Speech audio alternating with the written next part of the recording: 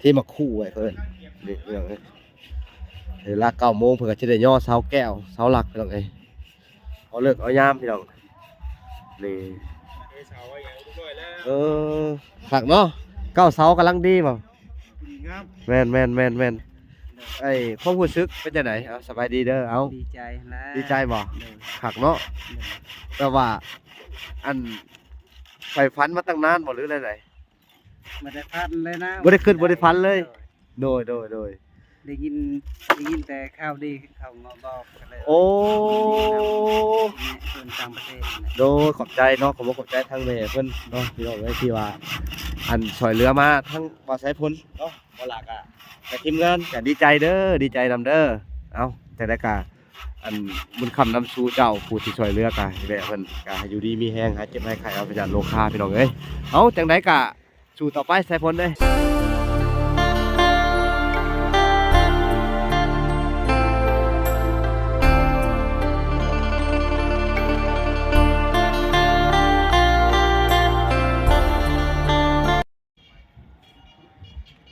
โอเคเนาะทุกคนเนาะกราบสบายดีพ่อแม่พี่น้องเบิดสู่คู่สู่คนเนาะก็ยินดีเข้าสู่ช่อง YouTube เบาหลาสายบุญคุณธรรมคือเก่าเช่นเคยเนาะทุกคนเนาะทักทายสบายดี FC ทางฝั่งไทยและ FC ทางฝั่งลาวและ FC ทางต่างประเทศนำเด้อเอ้ากราบสบายดีพ่อๆแม่ๆอยู่ทั้งเมืองนอกเมืองนาพี่น้องเอ้ยมื้อนี้ก็พบกับเบาหลาคือเก่าพี่น้องเอ้ยอยู่ในเฮือนตู้โจ้ยพี่น้องเอ้ยเป็นมื้อเลิกงามยามดีพี่น้องเอ้ยก็มื้อย่อเสาเนาะมือเสาอันลักเนาะพี่น้องเอ้ยก็คือย่อเสาแก้วพี่น้องเอ้ยแม่นบ่ตู้จ้อยโอ้เป็นจังไดสบายดีเด้อตู้จ้อยมื้อนี้ก็มาแสดงความยินดีนำเด้อโอ้ยเป็นมื้อเลิกงานยามดีของเจ้าเนาะโดยประกาศแล้ว ก็สิให้ทางอันบ่าวสายพ้นนั่นพาไปเลาะเบิ่งอันของอยู่ของกินพอได้ให้สร้างเนาะมื้อนี้ช่วยเหลือเจ้าเด้อทางว่าล่ะก็บ่มีหยังหลายก็สิเป็นเป็ดเป็นไก่เป็นตัวนึงเนาะเด้อเอาให้เจ้าอันคำเจ้าคูณได้มื้อนี้ให้อยู่ดีมีแฮงคือกันเป็นมื้อเลิกงามยามดีของเจ้าเนาะเอาให้คำให้คูณเฮือนชาติแล้วพี่น้องเอ้ยมื้อนี้ก็เป็นมื้อที่ย่อเสาพี่น้องเอ้ยนี่กระทั่งเสาเพิ่นก็มีอยู่ประมาณนี้เนาะนี่พี่น้องเอ้ยเพิ่นก็มีเสาอยู่นี่เพิ่นสิได้ย่อมานี่พี่น้องเอ้ยยกเสาเอาพี่น้องเอ้ยนี่ก็เป็นอันน่ะต้นกล้วยต้นอ้อยต้นคูนพี่น้องเอ้ยนี่แหละคือการกะเกียมสิย่อเสาอันนี้ก็เป็นเวลา8 นาฬิกาพี่น้องเอ้ยหรือว่าคือเข้า7 โมงพี่น้องเอ้ยเนาะจังได๋ก็อย่าเนาะพี่น้องเอ้ยให้ทางบ่าวสายพ้นเพิ่นสิพาเอาสบายดีสายพ้นเด้อสบายดีมีมีไก่มีหยังบ่หยังทางอ้ายสิซอยคำคูณน้ำเจ้ามื้อนี้เนาะเอาไปเบิ่งบ่ไปถามเขาบ่ไปถามเขาไปโดยพี่น้องเอ้ยมันขับไปใส่ดองจ้ะเพิ่นสิไปซอยดองแล้วบ่ฮะไปเด้อเดี๋ยวขอเพิ่นก่อน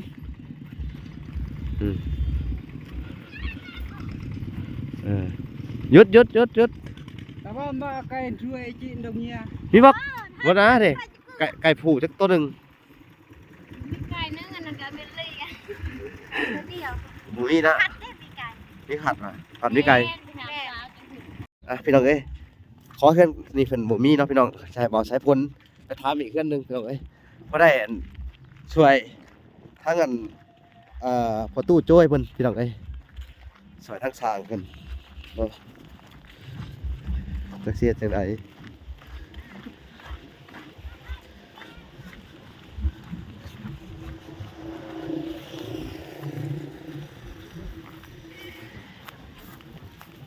พี่น้องเอ้ยต้องเป็นไก่ลายเลยกันเลย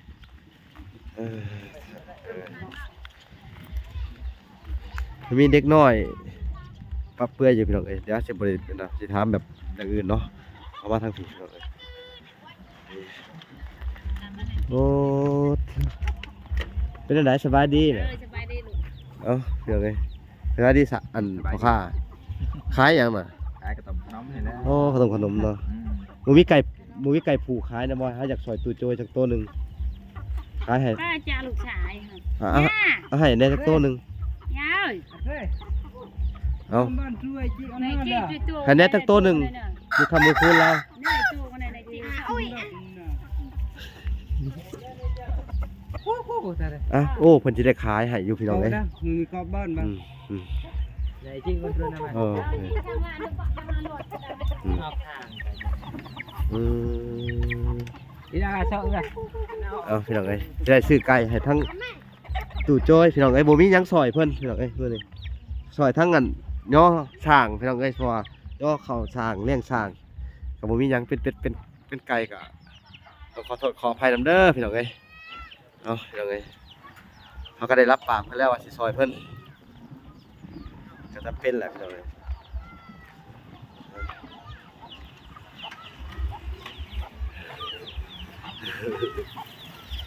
ว่า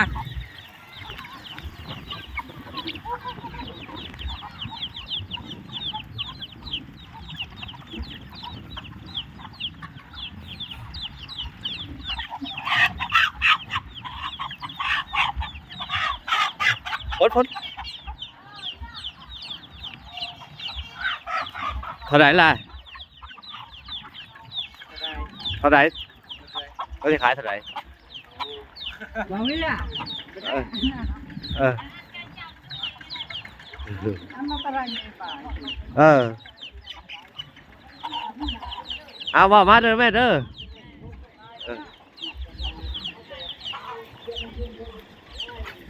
ยังไง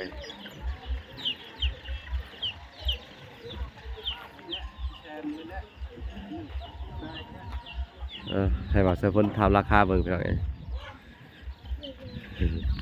ยกมาดูปะกันรถแต่งเกาะกันเลย ไก่ไก่หลายปีอ่ะเนาะ เลยจ่ายเอาฮะ ไก่หลายปีไก่แก่เลยฮะ เอาว่าตัวช่องแสนเอาได้เอา ฉันหามาได้บ่ แสนห้า หายช่องแสนหาย แสนห้ามีเจ๊ มันขอไปตั้งสวยเราเด้อตั้งสวยตัวเราเด้อเด้อ แสนหายให้มันแสนหาย โดยตั้งสวยตัวน้ำหนาเอาพี่น้องเอ้ย อันจีเด้อ จีเนาะ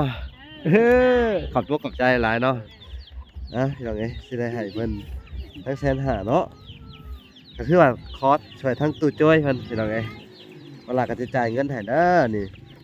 แสนหาพี่น้องเอ้ยใบ50กับใบแสนเอ้าโดยขอบคุณขอบใจกันพี่น้องเอ้ยไปพี่น้องเอ้ยเอ้าขอบคุณขอบใจเด้อโดยเอ้าพี่น้องเขาก็สิอันมื้อยังซอยเพิ่นเด้อมื้อนี้เนาะ เด้อเวลาเด้อ โดยกระซอยคำซอยคูณเด้อบ่ให้คิดหยังหลายเนาะพี่น้องเนาะ แพง โดยเอาจังได้กะยาพี่น้องเอ้ย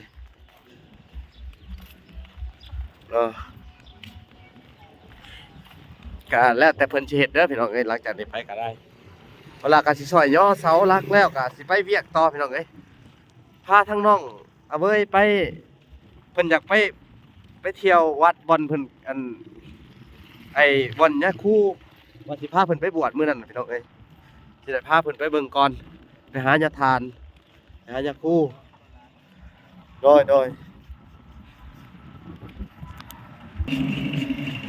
ใช่นี่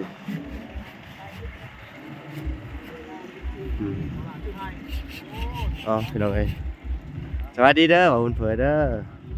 อสวัสดีบ่าวแสนเพิ่นสวัสดีโดย บ่ได้พ้อกันหลายมื้อเลยเนาะ โอ้โดย บ่ได้คิดตามหาน้องเบย เห็นแล้ว เนาะ กัน โอ้ยเนาะ แต่คือเว้าอะไรเนาะคืออย่างที่เว้าแหละทั้งในบ้านทั้งในเพิ่นกับบ่ฮับแล้วก็น้องเพิ่นก็ตัดสินใจสิอยู่หั่นเนาะก็เลยว่า ได้แล้วว่าที่ทางเพิ่นน่ะคือว่า ได้แล้วครับ ซื้อ ได้สิดำเนินชื่อมื้ออื่นนี่แหละ เพราะว่าทางอันเจ้าของดินเพิ่นก็ยังบ่ว่างกันหยังนะแต่พอมันหลายที่บ่ฮู้ว่ามันเลือกบ่ถูกเลยนะ แต่ว่าสิเอาราคา เอาซื้ออยู่ไสหม่องใด ซื้ออยู่ในเมืองเลย ในเมือง ราคาเท่าใดดิ ราคาหม่องอันที่10กว่าๆนี่แหละ10กว่าล้านกีบ 40กว่าล้าน บ่10กว่าล้านนี่นะ นึกว่า40กว่าล้าน โอ้ โดยก็คือว่าตรงจุดนั่นแหละเพิ่นมักในจุดนั้นเขาก็ซื้อให้เพิ่นเลยก็ถือว่าสิได้อยู่ เดี๋ยวมื้อใดซื้อหยังก็สิเข้าไปยินดีน้ำน้องเพิ่น โดยเอ้าจังได๋ก็อย่าเนาะแม่นความบ่แซ่น อยู่ใช้สายเดียวนี่ อยู่ในเฮือนนี่แหละ เอาอยู่เพิ่นมาพี่บ่มื้อนี้ แม่นมาพี่แหละพี่แหละ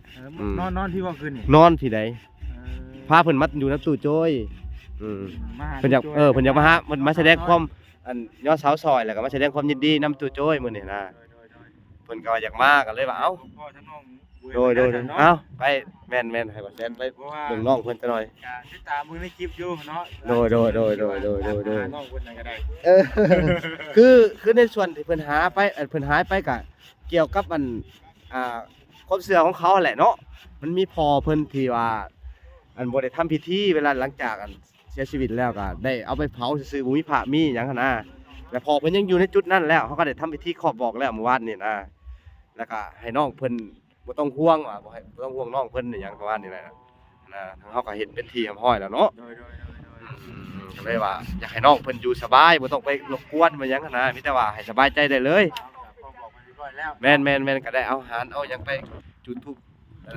บอกในจุดที่เพิ่นอันสิล้มอ่ะนะ เอามื้อนี้ก็เพิ่นกันได้ว่าหลายเนาะ โดยดีแม่นก็เพิ่นก็โทรมาว่าบ่ให้ปะทางลูกจุ้ยแหละว่าโอ้จังได๋ก็อย่าปะเด้อเพิ่นว่าก็เลยว่ามาเลยเนาะ ขอบใจทั้งแม่เพิ่นหลายเนาะ โดยแม่นว่าบ่ให้ปะลุงจุ้ยเด้อว่าโอ้ก็บ่ได้ปะแล้วทุกๆครั้งก็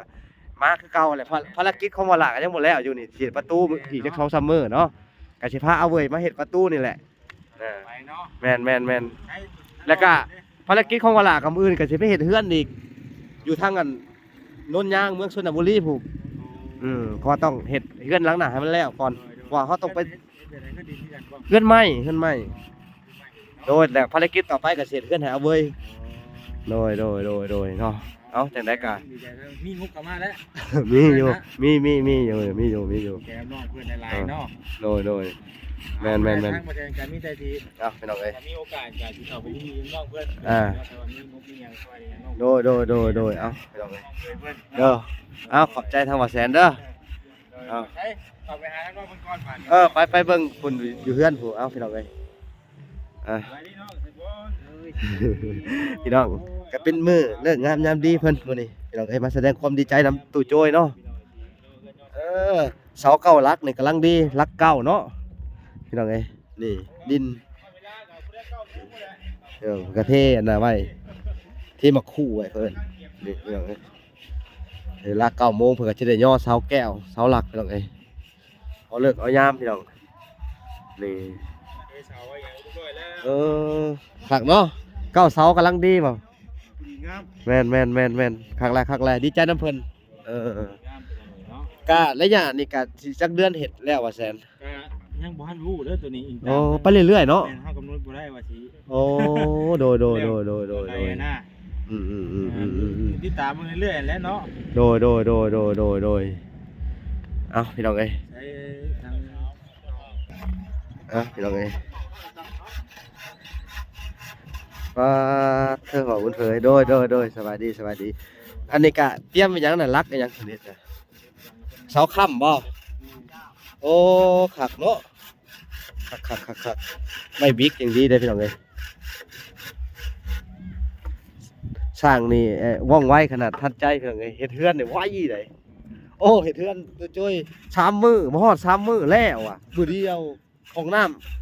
3 มื้อพี่น้องเอ้ยทีมงานนั่นว่องไวเลยพี่น้องเอ้ยว่องไวเสือใจได้เพิ่นว่า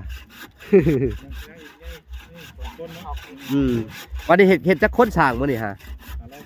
ฮะบัดเอากันจักคนนี่เมาจักคนนี่ ยังบ่ทันมาครบ โอ้โดยวันมาครบอยู่พี่น้องเอ้ย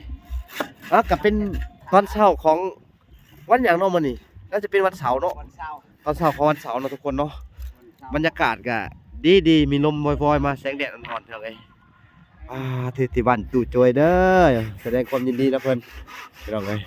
มื้อเลิกงามยามดีเป็นจังไดสายฝนขอสอบถามแน่ความรู้สึกเป็นจังไดสบายดีเด้อเอา ดีใจนะ ดีใจบ่คักเนาะแต่ว่าอันไฟฟันมาตั้งนานบ่หรืออะไร บ่ได้พันเลยนะ บ่ได้ขึ้นบ่ได้พันเลยโดย ได้ยินแต่ข่าวดีเขามาบอกก็เลย โอ้ คนต่างประเทศนะ โดยขอบใจเนาะขอบใจทั้งแม่เพิ่นเนาะพี่น้องเอ้ยที่ว่า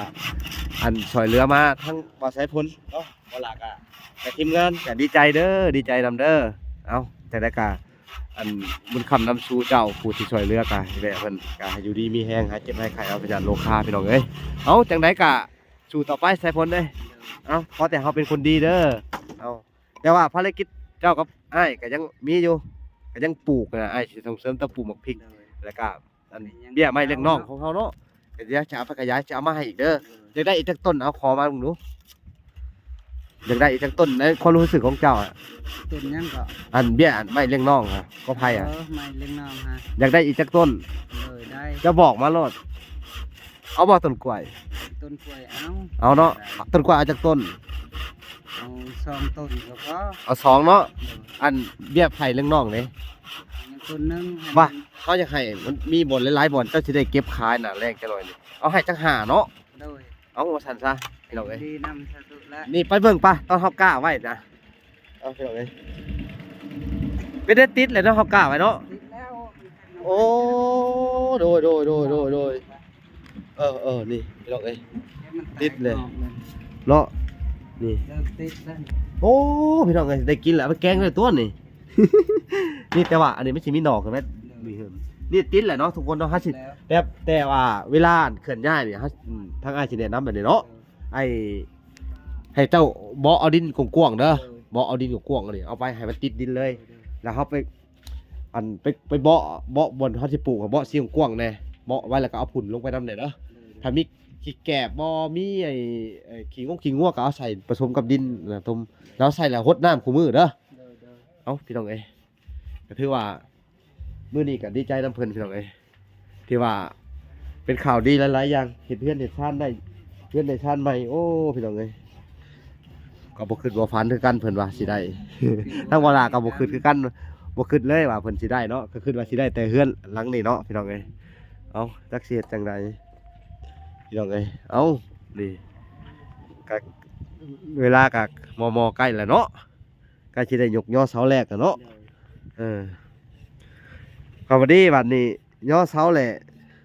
เป็นส่วนเป็นของอันในสร้างนี่เป็นอะไรส่วนสร้างนี่อันเฮ็ดอยู่เฮ็ดกินนี่